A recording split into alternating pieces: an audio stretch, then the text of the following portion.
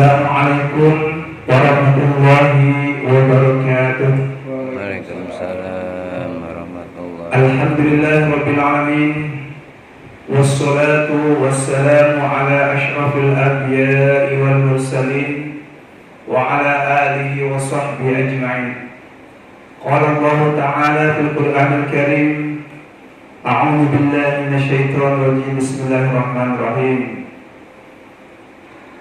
Ya ayyuhalladzina amanu la tulhikum amwalukum wala auladukum an dzikrillah wa may yaf'al dzalika fa ulaika humul khasirun. Wa anfiqu mimma razaqnakum min qabli ay ya'tiya ahadakumul mautu fayaqula rabbi laula akhartani ila ajalin qarib fa asaddaq wa akun minas sholihin. Shadaqallahu adzim.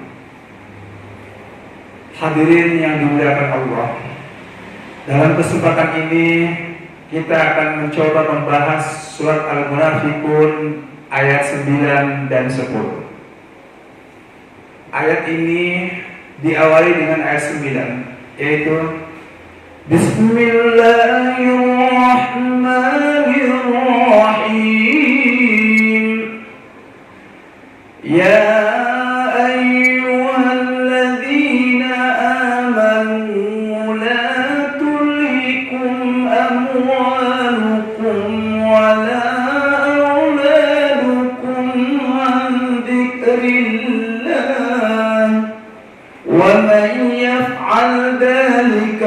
faulaika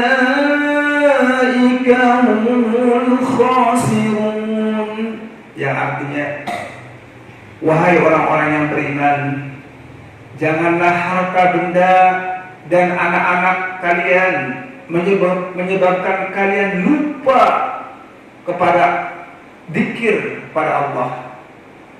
Dan barang siapa yang berbuat seperti itu atau lupa terhadap ingat kepada Allah, maka mereka itu adalah orang-orang yang rugi.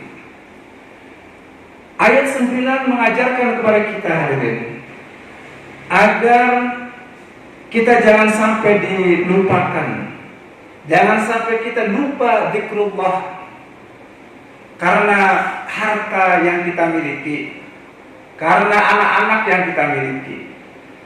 Memang hadirin sekalian, yang namanya harta benda, yang namanya anak-anak, itu kenyataannya sering membuat orang lupa untuk taat kepada Allah, lupa kepada mengingat Allah. Ini adalah sesuatu yang bersifat alami, sesuatu yang banyak terjadi di masyarakat. Tapi ini tidak bersifat syar'i, karena secara syar'i manusia wajib banyak mengingat Allah, banyak zikrullah. Nah, ini yang pertama. Kemudian wa anfiqu mimma razaqnakum min qabli ay ya'tiya ahadakumul mautu fayaqula rabbi laula akhartani ila ajalin qarib fa asaddaqu wa akun minas sholihin. Yang artinya, hendaklah kalian menginfakkan apa yang telah Allah berikan kepada kalian. Wa anfiqu mimma razaqnakum min qabli ay ya'tiya ahadakumul maut, sebelum datangnya kematian. Ya, sebab ketika kematian datang, pada saat sakaratul maut, ya, dia minta ditangguhkan. Ya Allah, kenapa engkau tidak tangguhkan umurku, tidak panjangkan sedikit saja, sebentar saja, maka aku akan bersedekah dan menjadi orang yang soleh. Hadirin sekalian, ayat yang ke-10 ini merupakan perintah dari Allah. Allah memberikan perintah kepada kita sekian agar kita semua berinfak, ya, berinfak di jalan Allah, berinfak atas Allah, apa yang Allah rezekikan kepada kita ini. Dan Allah mengingatkan kepada kita, kalau kita sedang dalam keadaan sakaratul maut, ketika kematian datang kepada kita, semua orang pasti akan menyesal.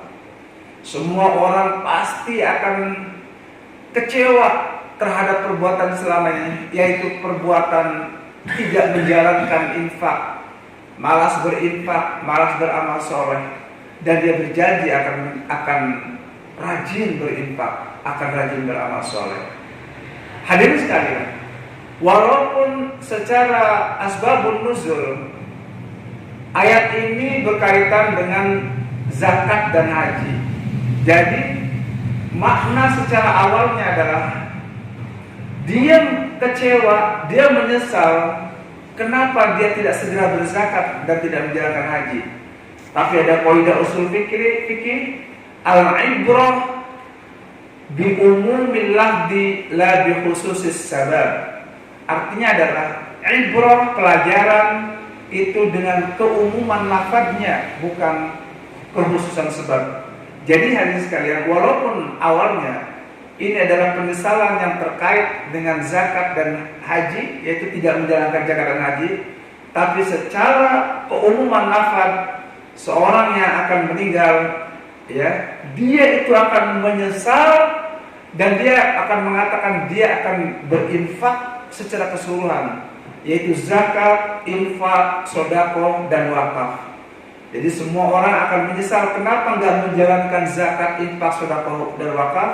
Kemudian dia akan menyesal kenapa tidak segera untuk beramal soleh seperti membaca Al-Quran, pergi ke masjid, menuntut ilmu, berbakti kepada kedua orang tua, kemudian juga berbaik hati dengan orang lain seperti tetangga, tamu-tamu dan lain-lain. Nah hadirin sekalian, inilah yang bisa saya sampaikan. Semoga kita sebelum datangnya kematian, kita selalu rajin dalam menjalankan zakat, infak, sedekah dan juga amal lainnya. Sekian, assalamualaikum warahmatullahi wabarakatuh.